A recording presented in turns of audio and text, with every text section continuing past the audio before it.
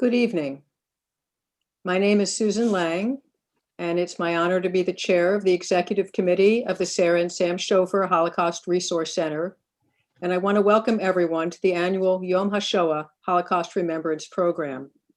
I have a few preliminary announcements about our special evening. Everyone will be muted this evening.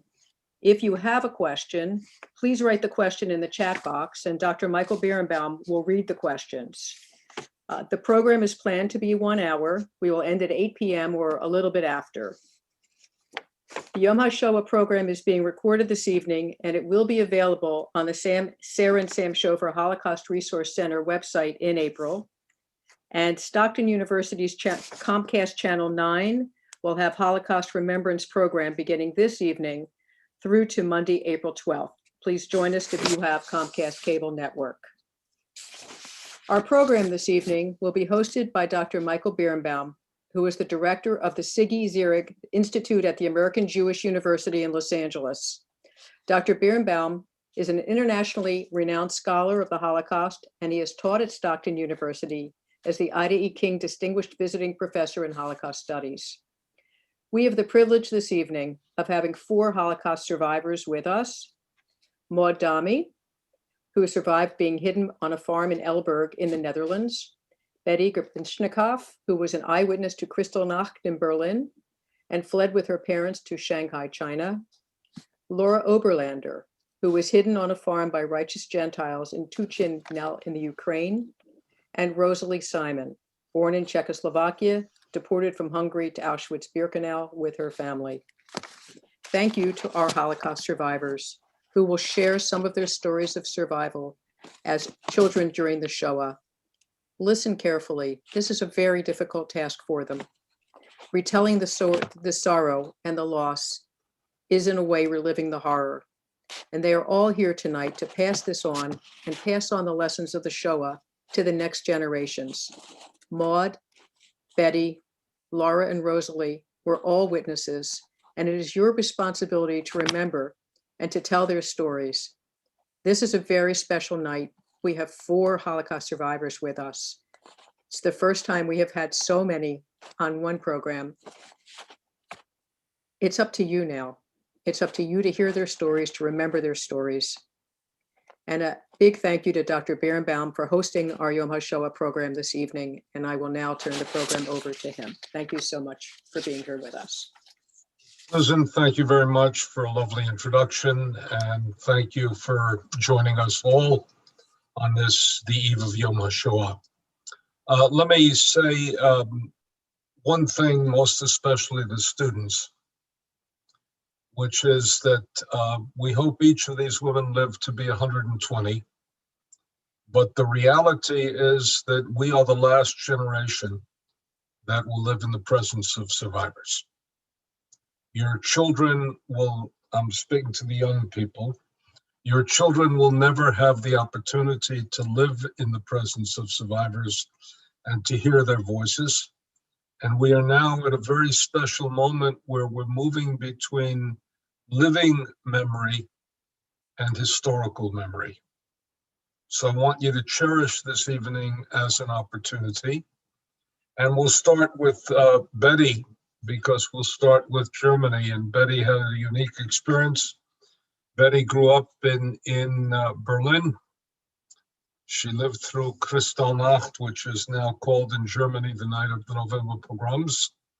And then her family escaped to one of the more bizarre places that Jews could go to, which is Shanghai in China, which ironically became a ghetto for Jews, most particularly for German Jews who left when her family left, and then a little bit later on for Lithuanian Jews who came as part of the yeshiva, and they had a large Jewish community. So Betty, let me ask you a couple of things, and let's start at the beginning. Talk a little bit about your family's identity as Germans and your family's identity as Jews, because that's in certain respects where the story begins. Thank you, Dr. Berenbaum. We always considered ourselves German Jews.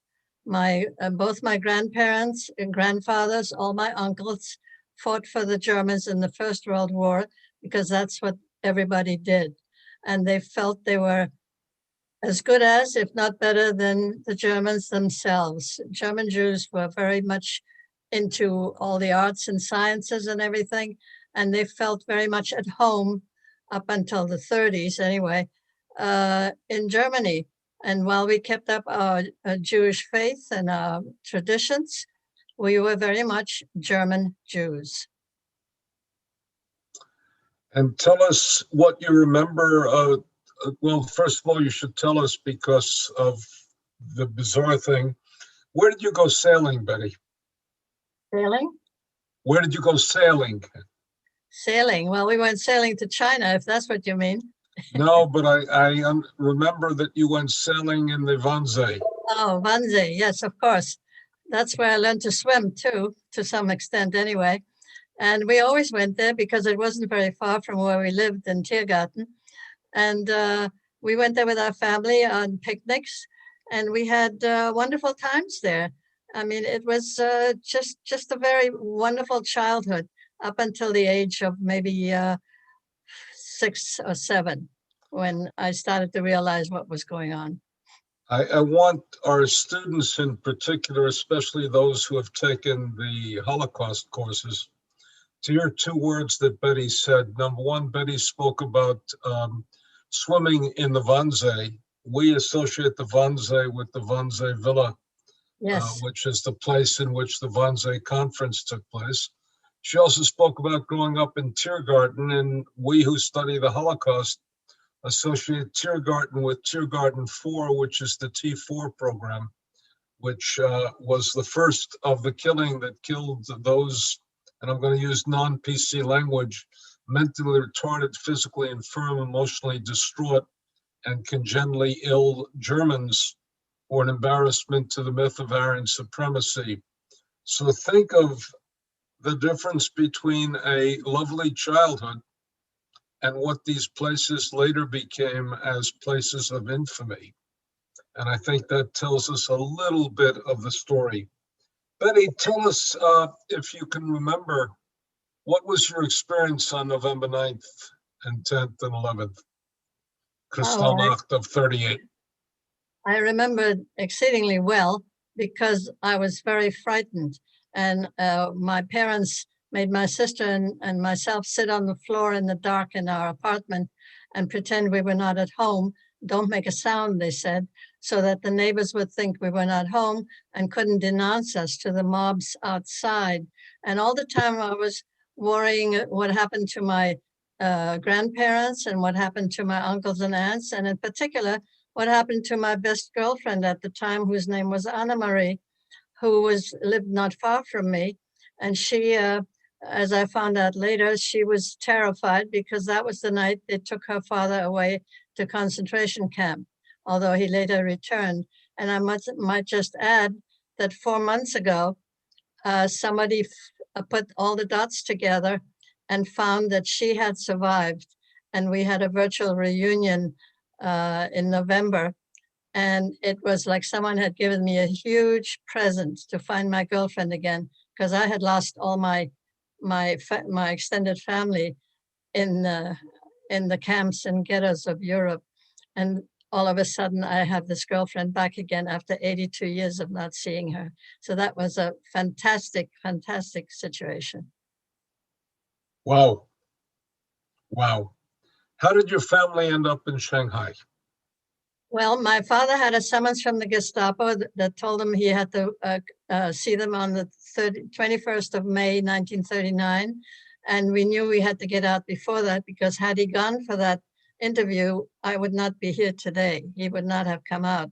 So we had no papers, even though my father fought in the war for the Germans in the First World War, and I have his medals. We had no papers to go anywhere. And so we didn't know what to do. And then we found out that Shanghai was an open port at the time, and that we were able to go to Shanghai if we could get ourselves out of Germany, which my father did by bribing the Japanese shipping company to get tickets, which were very hard to get at that point. And we left 2 days before my father's interview with the Gestapo. And now I remember he was very nervous, and so was my mother, on the train going to Italy to pick up the ship in Naples. He was very, very nervous. And I think he didn't really start breathing until we got on the ship and sailed away from Europe. Let's pay attention to a couple of things that Betty said because they're very important. Henry Kissinger, whose family also left Germany, said, "When my family left Germany, it took no foresight, merely opportunity." And I think Betty's father quite understood by 1939 that an invitation to report to the Gestapo is not quite an invitation to come down and speak. No. It really is the ultimate. And think of it also. Remember that when did the Anne Frank family? When did the Frank family go into hiding? When Margot got a quotation marks invitation to report. Yes. So that's the moment at which the question of are you going to leave or not leave is no longer a question. The only question is, where are you going to go? And Betty said something very important, which is, she said they got a ticket on a Japanese line because Shanghai was under Japanese occupation at that point. So Betty lived in China under Japanese occupation in its own particular way. I was So there. Excuse me. Yeah, go ahead, Betty. I lived in China for 11 years. And the occupation actually, the Japanese occupation actually started after Pearl Harbor, although the Japanese were very much in evidence, but they didn't really bother us too much up until Pearl Harbor. Now tell us what it was like to live in the Shanghai ghetto.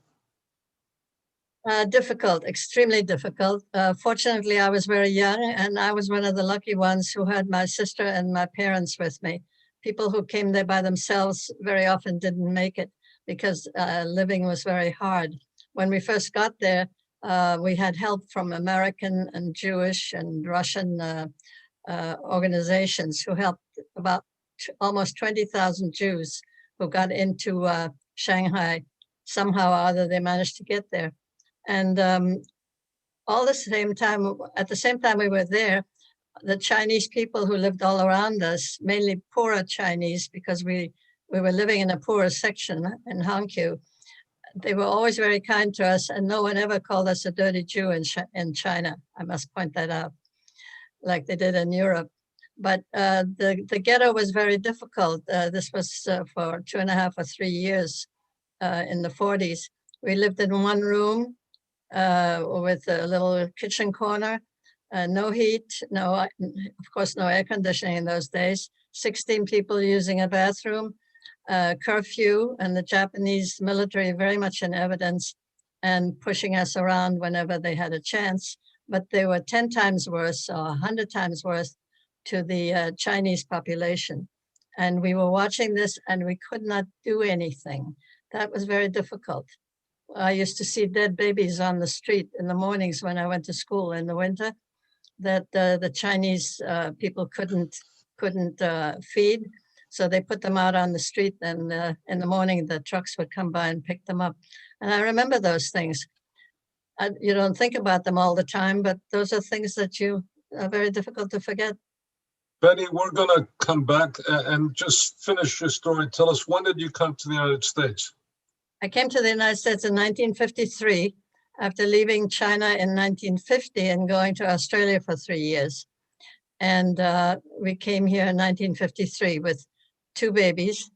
And after that, I had 3 more. So I had 5 altogether. I was very, very fortunate. Okay.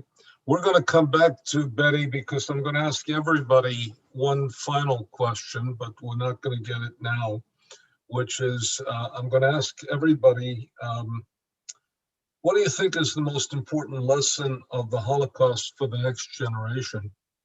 And we'll ask everybody to talk a little bit about that. We're going to now talk to Maud, and Maud had a very different experience. Maud is from the Netherlands, and Maud had a normal childhood until May of 1940 when the Germans invaded the Netherlands. And then at some point, she had to go into hiding. And a very interesting way, she went into hiding with her sister and not with her parents. And the family was split up. So we have a question of what life was like in hiding. And I guess we're going to ask you a question in a very simple way. We're now have been living for the last year in hiding, but we've had the internet, we've had Zoom, we've had conversations, we've had telephones, we've had television. Tell us a little bit about your life in hiding and what that represented. Well, it was very difficult because I was 6 years old and my sister was 4 years old, and my parents had told us we were going on a vacation. It was never explained why we were leaving them, other than we were going on a vacation and my mother packed some things for us and we were going to a farm. That's all I knew. And we happily left thinking we were going on a vacation while my parents said they were going on their vacation. So it was very difficult because the very first day we arrived on the farm, the couple that took us in were in their 60s, and they sat me down, I'm only 6 years old, and told me why I was really there. So that was very difficult. And they told me, this is what they were going to tell me something that I had to remember at all times, no matter who asked me, who are you and where did you come from? Now, you also have to realize in the Netherlands, the part of the Netherlands where we were, they have a dialect and we were from the cities. So of course we were a curiosity to people, I guess. And they told me we would be their nieces, we would have their last name, and you cannot go to school here, and you have, a new name. You can't tell anybody, and you have to remember this, because if you do not remember this, the soldiers will come and take you away. So, it And that had to be to put it mildly, that had to be deeply, profoundly, absolutely frightening. Well, it really was, because suddenly I knew that I was responsible for my little sister, who was 4, and myself, and that I had to remember what they had told me. I could not go outside anywhere until they said I would really remember who I now was and where I came from. We were supposed to be their nieces who were bombed out of one of the cities, because there were so many bombings, and it was explained because people were taking in many, many homeless people. So that was not a problem. And since we were their nieces from a city, our dialect was also accepted. But it was very, very frightening. And you had to go to church? Well, the area in the Netherlands where we were very, very deeply religious, evangelists. And every Sunday we went to church with them. And I also went to Sunday school there. And as I said, I couldn't go to school because they were so afraid that I might accidentally say something to a classmate, and the classmate may go home and say something to their parents, and they may be Nazi collaborators. So they said, no, you can't go to school. So our only outing really was going to church or going to visit other relatives of theirs. Now, did you know that your parents were also in hiding, or did you somehow think that they were still on vacation? Well, I assumed then that they were also in hiding, but I didn't know where or anything about where they were. I mean, there was no contact, period. And Maud, however difficult it was for you, you had to also take care of your sister. Yes. What do you think it represented for her? Well, Because you've lived a third more than your sister if you're 6 and she's 4, mhm. but you've also lived much more of life however much a 6-year-old can live as compared to a 4-year-old.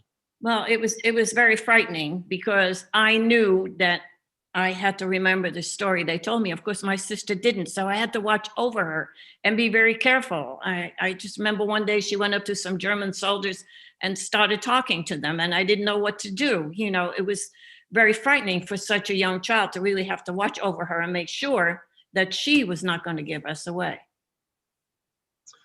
And were there times you actually had to deeply hide Well, when you're, especially in the beginning, because these are very poor farmers and they had to work the fields. So before we could really go out, we had to stay in the farmhouse. And that was very scary because soldiers were walking by all the time and we would hear them and hide in the house just in case they would manage to come in and find us. But after a while, once I knew my story, we were able to go with them. We were with them all day in the fields.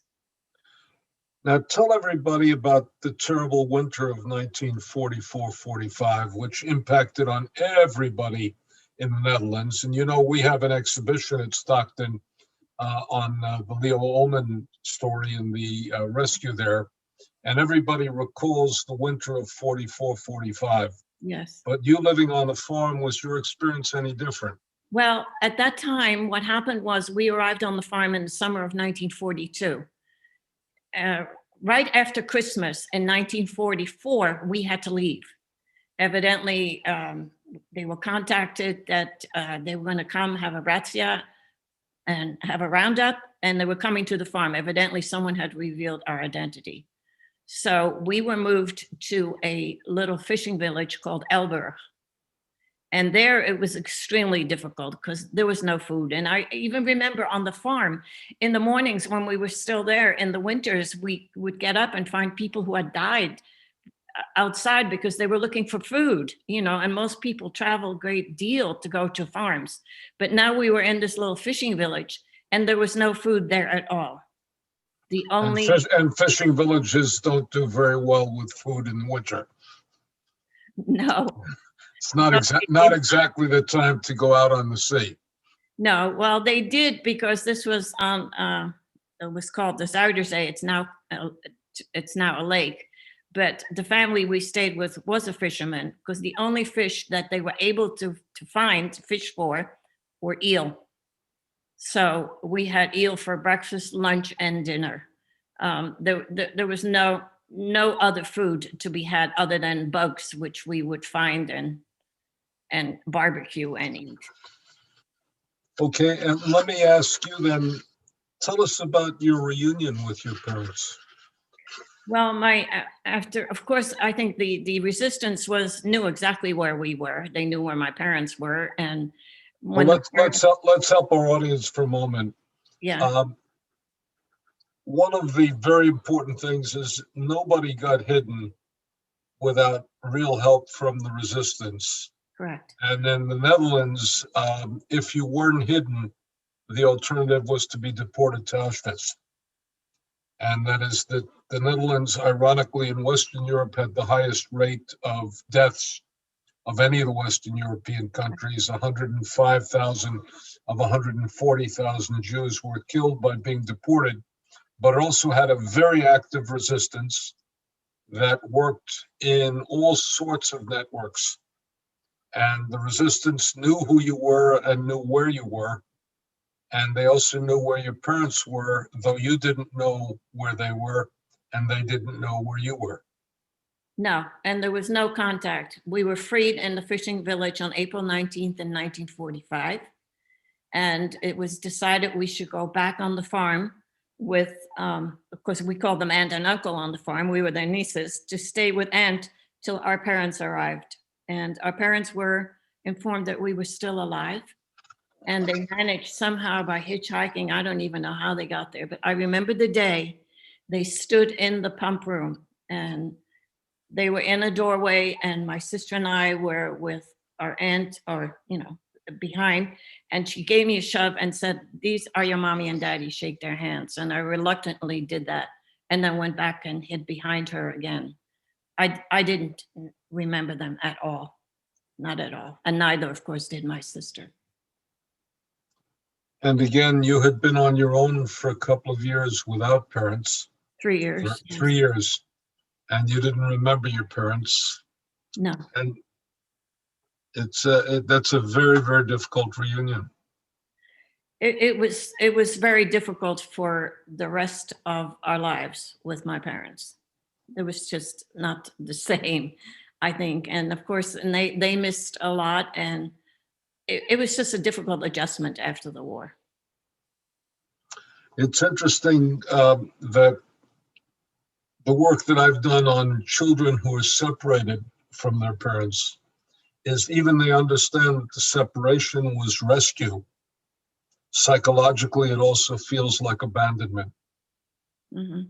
And especially if your parents told you they were going on vacation, that had to come as a very difficult experience. We're going to come back to you, Maud, as we ask the same question that we asked we'll ask of Betty. Maud, have you written your autobiography?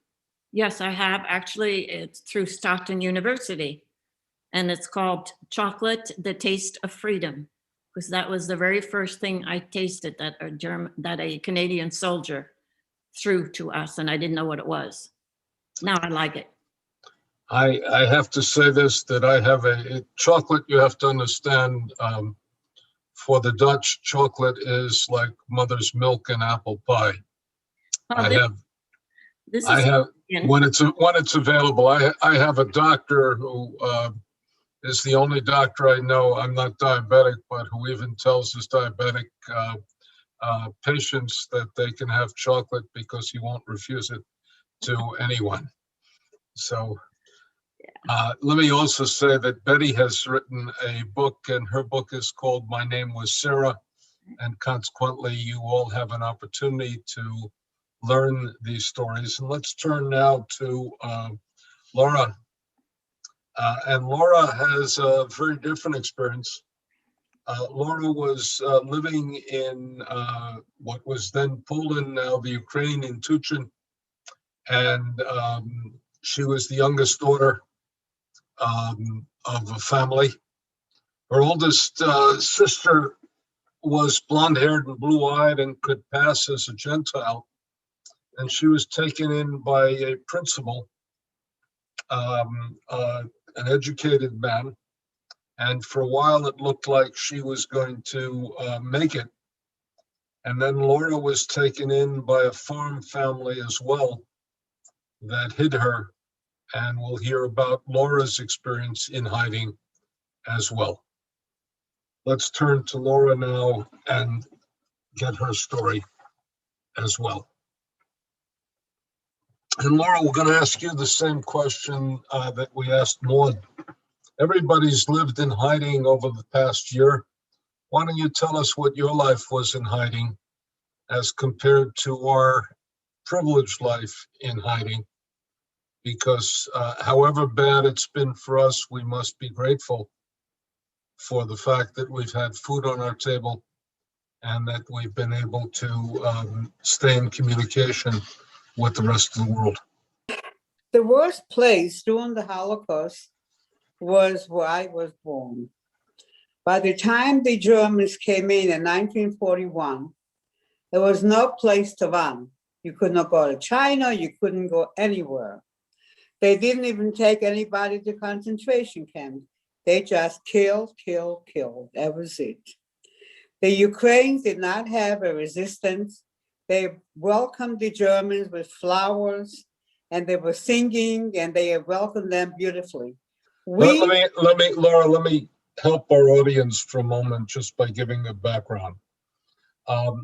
Remember that in this area you had first Soviet occupation, and during the beginning of the Ukrainians had no love for the Soviet Union, and therefore, because of the Holodomor during the 1930s, which was mass starvation. So when the Germans came in, the Ukrainians were overjoyed that it was Germany, not the Soviet Union. Plus, the Ukrainians were groups that participated very deeply in the murder of Jews themselves. And consequently, when Laura says it was the worst place to be, This is what we call bloodlands. And Laura's talking about the Holocaust by bullets, where they didn't bother to ship these people off. They just shot them wherever the hell they found them. And there were all sorts of locals who saw this happening. But I interrupted you, Laura. Please continue. That's okay. Tuchin had 3,000 Jews. There were no Gentiles that lived in Tuchin. The Ukrainian, they had farms all around Tuchin.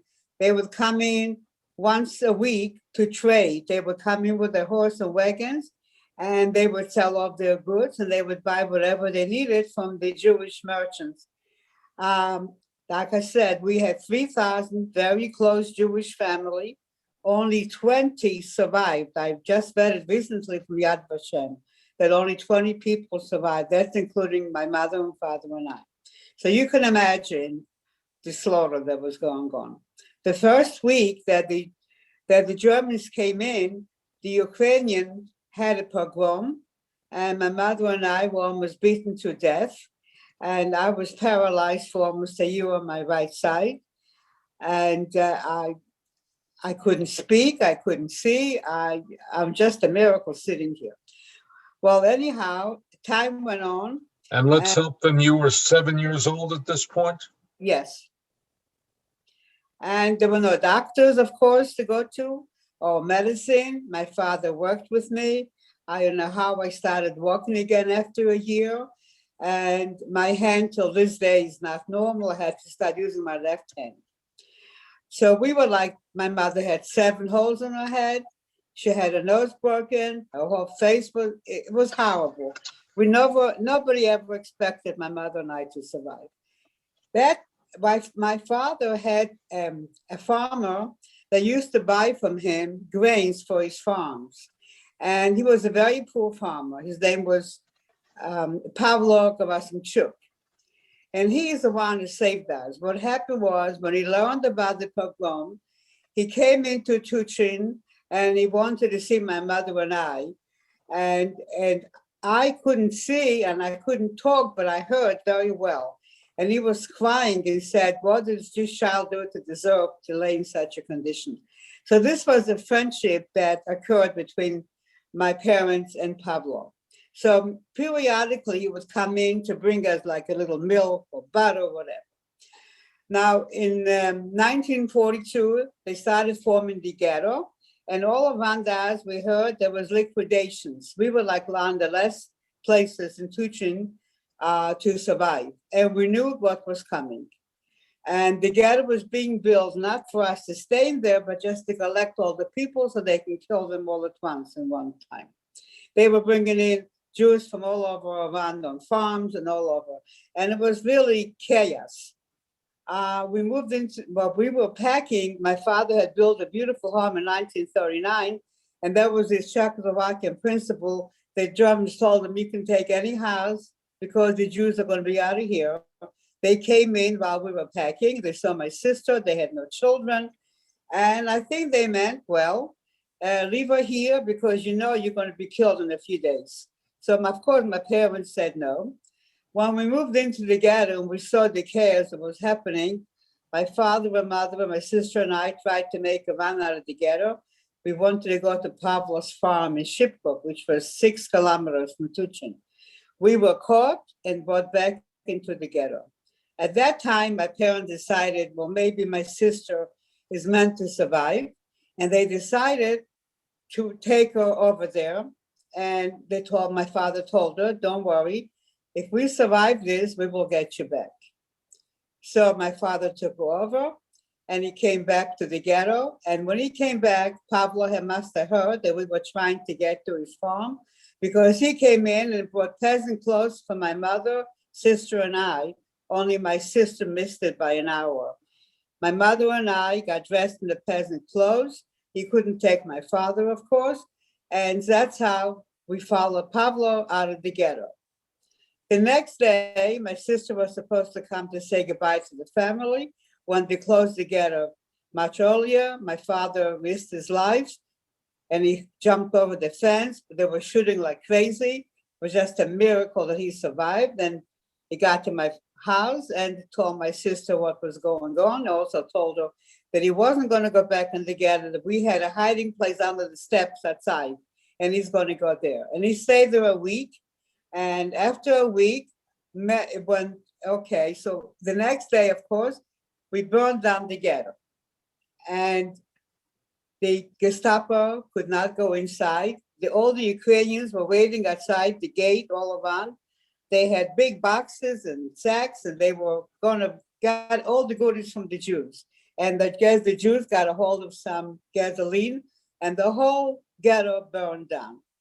And I think that this is the second, they always talk about the Warsaw Uprising, but it's also on the internet that also the Tuchin ghetto was a very heroic thing what we did to burn down the ghetto.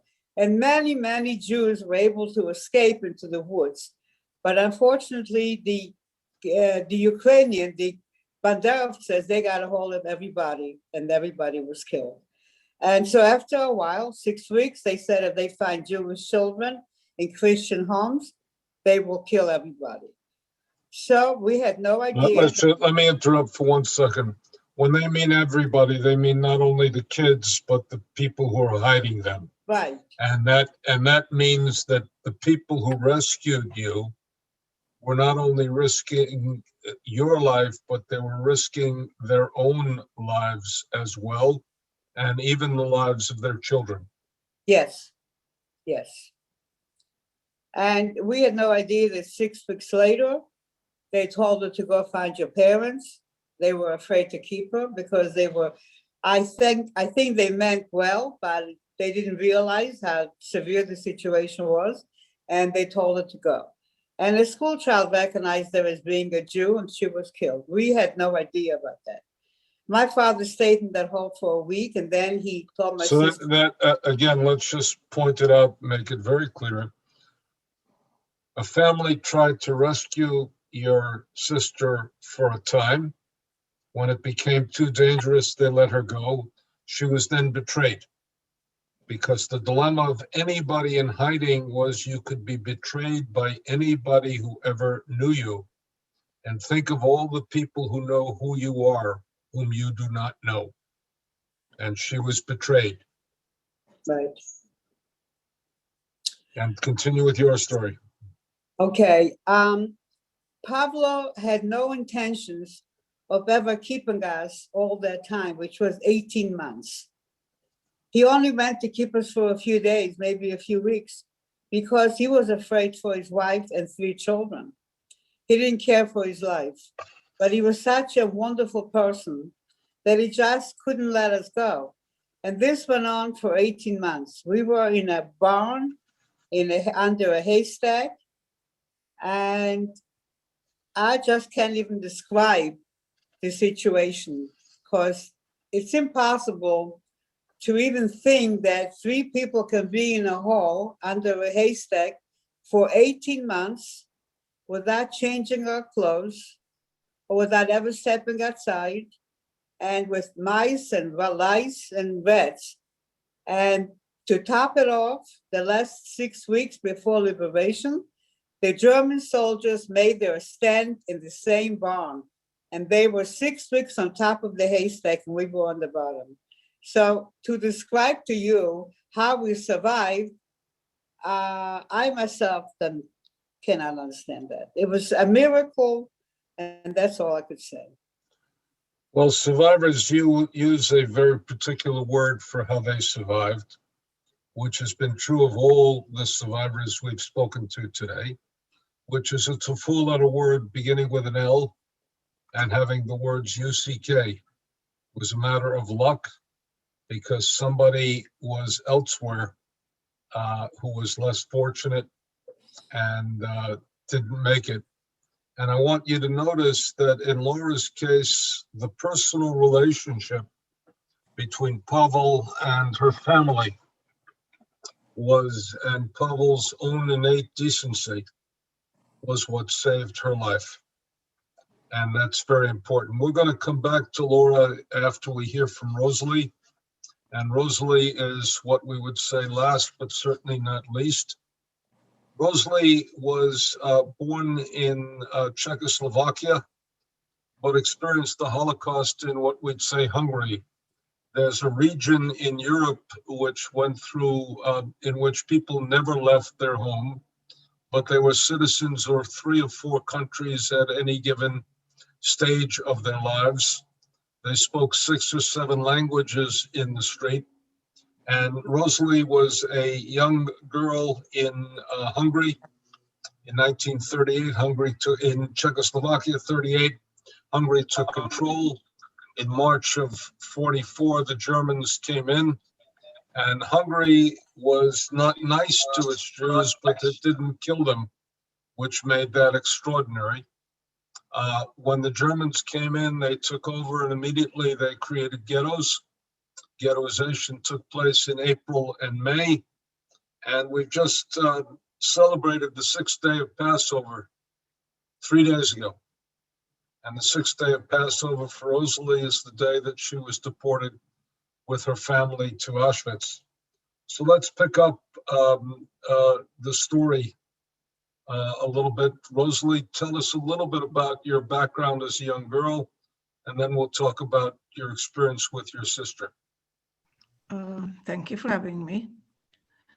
Okay, I come from a family of 6 children, 5 girls and a boy. In 1943, at the age of 11, I was expelled from school, and we were taken in 1944, we were taken to a ghetto where we slept outside. There was no room for us to sleep, so we slept outside on a cemetery. After a few days, we were placed in an attic with a few other families. The situation on the attic was very bad. We were not given any food, and the children were crying from hunger. So I decided to take some time and read them storybooks that they brought from home, which they forgot for a few minutes about their hunger, and so did I. But after about 6 weeks, we were ordered to go to the trains, and we got on the train, and 80 people were put on one wagon. I was the 81st person, and I was shoved into another wagon. I was traumatized by the separation from my family, and I had no food. And somebody shared their food with me there. So the train was going, I don't know how many days, and finally we arrived, and they opened the wagons, and they started to scream, "Rouse, rouse, get out of there, fast, fast." Dogs were barking. The selection started. My mother and I were sent to the left, and my 4 sisters and brother and father were sent to the right. There were announcements on the loudspeaker that those people that are going to the left are going to receive more bread. So I decided, while I was walking with my mother, to turn around and go find my sisters and join them. We should join together, join them up with us. So I ran away without saying a word to my mother, because I knew she wouldn't let me. And I found my sisters, but we were unable to come back, which was a good thing, because they were, bless you. So we were heading straight, we were heading straight to the gas chambers. So I was devastated for leaving her, because I felt bad that I left her. But luckily, because I left her, I'm here today, because they were gassed the very same day. And I found out later that my little brother, William, was also taken away from my father. And he went to the gas chamber, had the same fate as my mother. Now, So how we- important was it to you to go through the experience of the camps with your sister? very important. I leaned on them. I depended on them. I was 12 years old, and I was more secure to have them around because I was lost. I kept on being selected to go to the gas chamber because of my age. They were looking for able-bodied young women for labor. So we were in Auschwitz for about 6 weeks or so. I don't have to tell you the situation in Auschwitz. I saw burning chimneys day and night. I asked this woman, what are those fires in the chimneys? She said, you don't know. This is where they burned your mother, your father, your sisters and brothers. This is where you are going to wind up soon. I realized at my young age what Auschwitz is all about. Hell on earth. So one day we heard that selections will take place and we were going to be transported to Germany for labor. That was great news, but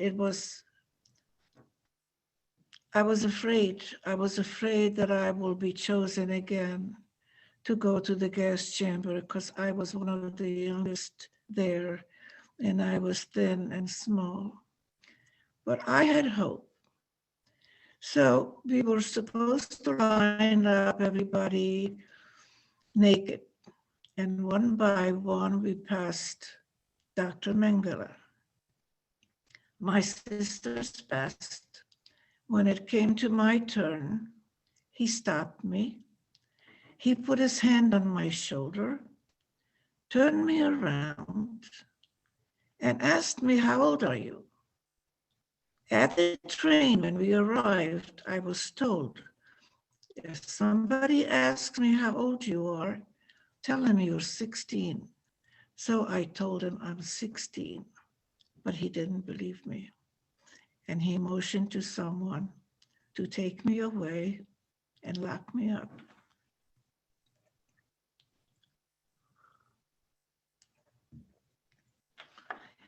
At that point, I knew that this is going to be my last day on this earth, and I'm going to the gas chamber without my sisters, all by myself, with a group of other women.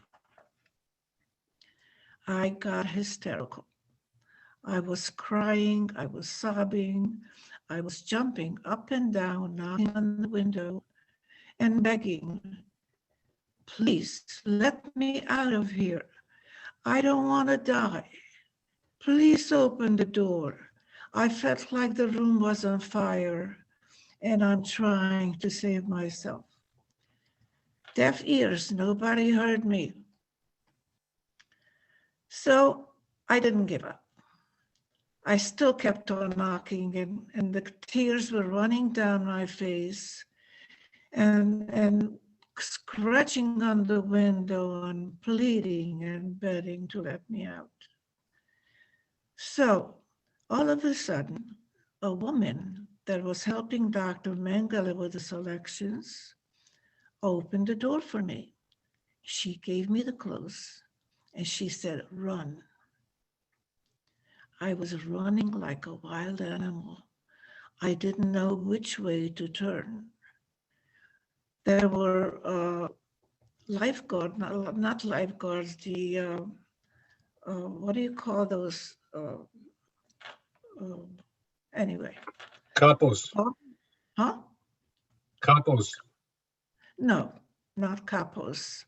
Or what do you call those towers? Watchtowers. Watchtowers. Watchtowers. There were watchtowers all along the way where I was running Why they didn't shoot me, I don't know, unless they were not occupied. But as I was running, I heard someone call my name, Rosalie, come here. I went over there and I thought I was finally free. I was standing in the back of the row.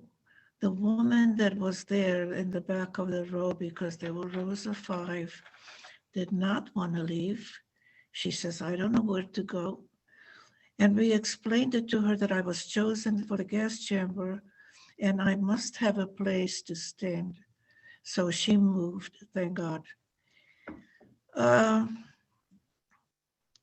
So we were standing there, and all of a sudden, I see that Dr. Mengele is coming to look us over again. That's when I knew that he's going to recognize me, and I will wind up in the gas chamber. And I started to cry, and I started to beg and please. What can I do? What can I do? I don't want to die. My sister told me, Rosalie, don't cry. Wherever you're going to get more bread. And I said, I don't want more bread. I don't want to go with you, my sisters. And I started to sob again. And one of my sisters, the 17-year-old Lenka, had an idea that they're going to take me to the other side where the women were reelected the second time and ready to leave. She took my hand, but Charlotte, my older sister, says, I will take her. You stay here. I will take her. So she took my hand and we started to run. And we came to the transport where the women were waiting to get on the train. Luckily, nobody saw us. I was just very, very lucky to have my sisters with me. First of all, I was lucky the first day of arrival when I left my mother trying to get my sisters to come with us. That was death for sure, that very same day. So I was saved that day. And I was saved the second time when my sister Charlotte grabbed my hand and we were running to the transport where the people were already selected the second time. And we got on the train. I was so exhausted. I noticed I lost my precious piece of bread. That could have been a tragedy by itself, because that was the only piece of bread we got for the trip to Germany. Anyway, we arrived to Germany. My sisters shared their bread with me, of course. And we arrived to Germany and we started to work in an ammunition factory. I want everybody to hear something very important that Rosalie just said, which she said, my sisters shared their bread with me, of course.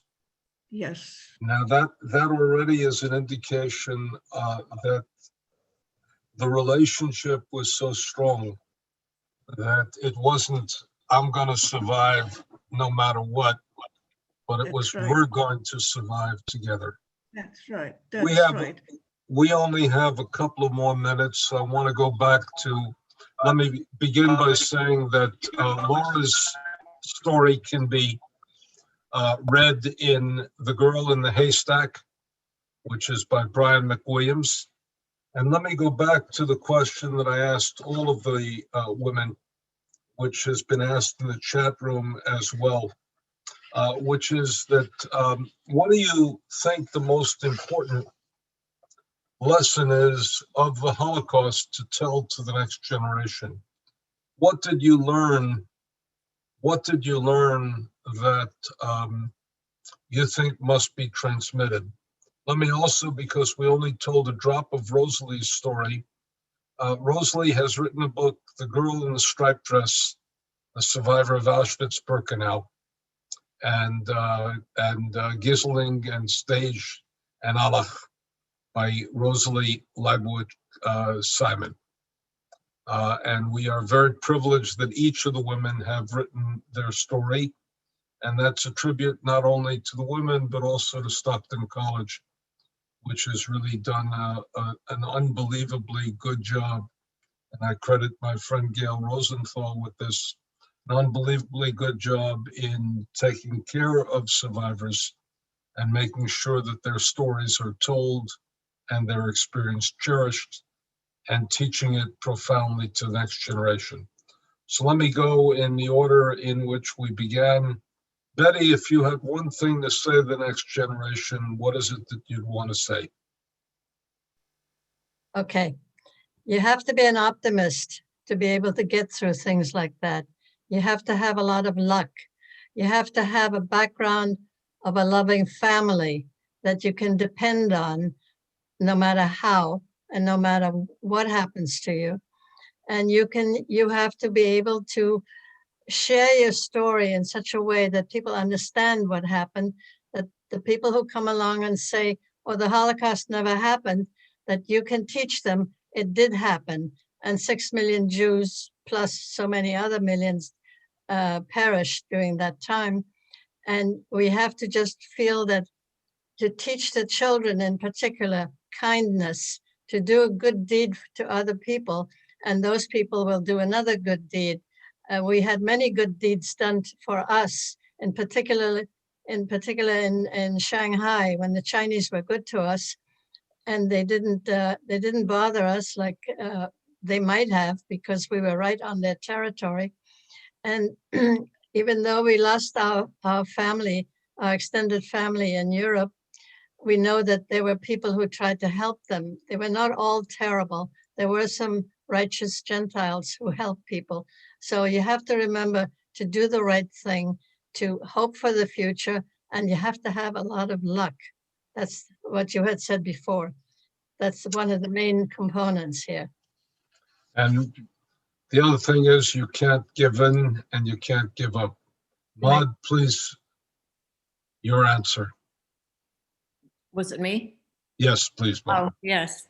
Well, to me, especially when I speak to students and telling my story of how people cared and opened their arms to save us and so many people, it didn't matter to them that we were different religion. And I think especially today, that's so important for students to try and understand of how they have to care for each other, because all these genocides are happening mostly over religious and ethnic differences. And I think it's so important for our students to hear our stories. And we were so fortunate and so thankful that we survived, but we survived because people were there to help us. And I think that is, one of the most important things that for me, that I like to share with the next generation, that we have to care and no bullying, and because that's how it all starts. So I think it's so important to care for each other, because I tell them inside we're all the same, and we really have to care for each other. And you were not only cared for, but you were rescued, as was Laura. And it's very important that we stand for those who are engaged, those who are undergoing suffering. Laura, your answer to the same question. The will to survive is very, very strong. And you cannot believe how much a person can take. It's almost impossible to believe how much energy you have. Where it's coming from, you don't know, but it's there. And wonderful people like Pablo Gavrishchuk, who saved us, there should be more, would be that better world that we live in. And I speak many times because I want the children to grow up and get married. And if their children come and say the Holocaust didn't exist, they will tell you that I spoke to a Holocaust survivor and the Holocaust did exist. And it's important to remember that it did exist. Rosalie, you've been asked the question, what happened to your other siblings? Did your other sisters survive as well? Yeah, we all survived. You all survived. Yeah, Again, except for my mother and brother. And yeah, my mother and brother. and we've also been asked, and this is to Laura and to Maud, were the people who helped you honored by Yad Vashem as the righteous among the nations of the earth? Yes, I have. They've all been honored. Both families have been honored at Yad Vashem. And Laura, how about you? Was Pavel honored by Yad Vashem? Laura, you have to unmute, please. Yes, they have been honored. As a matter of fact, in 1990, when I went to Yad Vashem, the director from Yad Vashem said that was the first Ukrainian name that he had as a righteous Gentile.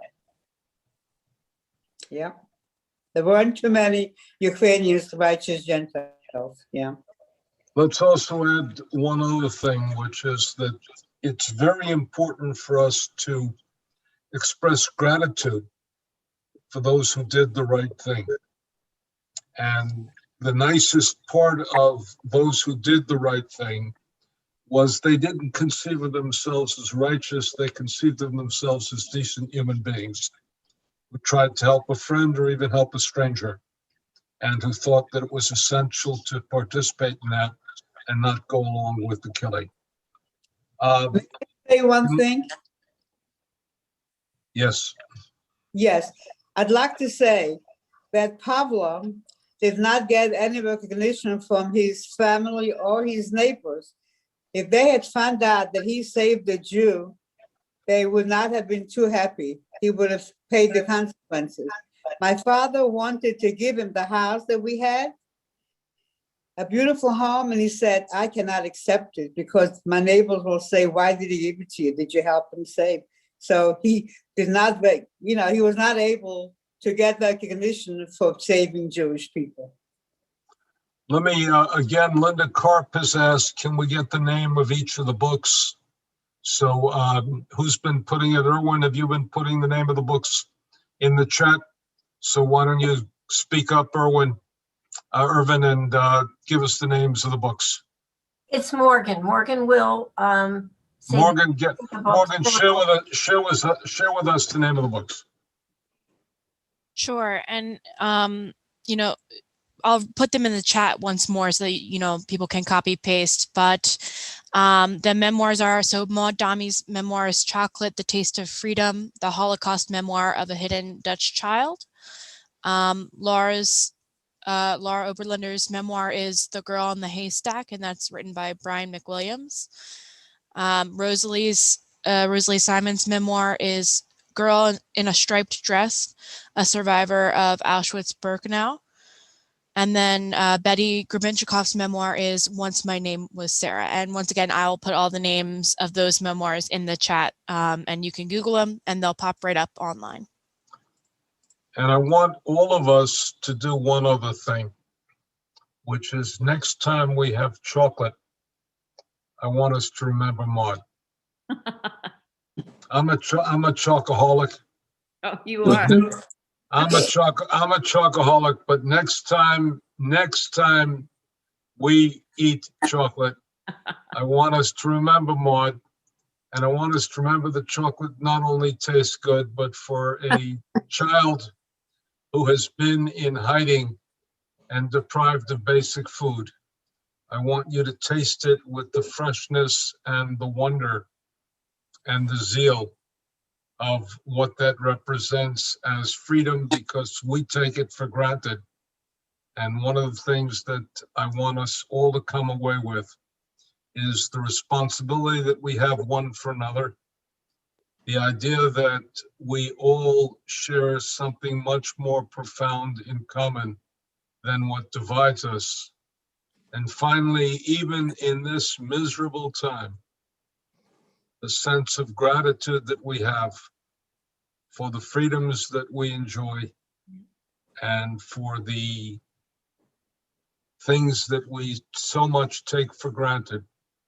We have to have a sense of gratitude and specialness and understanding how lucky and how fortunate we are. I'm going to turn the program back. Let me just make 4 Very brief announcements because I've been instructed. Number one, Yom HaShoah program is being recorded. It will be available on the Sarah and Sam Schofer Holocaust Resource website in April. We've had the questions. Stockton University's Comcast Channel 9 will have Holocaust Remembrance programming beginning this evening through April 12th. Please join us if you have the Comcast network. Let me also say that we have to express deep and profound thanks for the 4 women who have spoken tonight, for Laura, for Betty, for Maud, and for Rosalie, and these 4 young women who have expressed their own story in such a special way. And I apologize to the degree that I had to cut anybody off, but there's a very famous statement: for an evening to be immortal, it doesn't have to be eternal. So we've stayed a little bit longer than we should have, but I can't imagine that any of you don't believe this was worth waiting for. Thank you. On behalf of the Sarah and Sam Schofer Holocaust Resource Center, thank you for joining us this evening, and we look forward to seeing you again. Thank you, and thank you to our Holocaust survivors.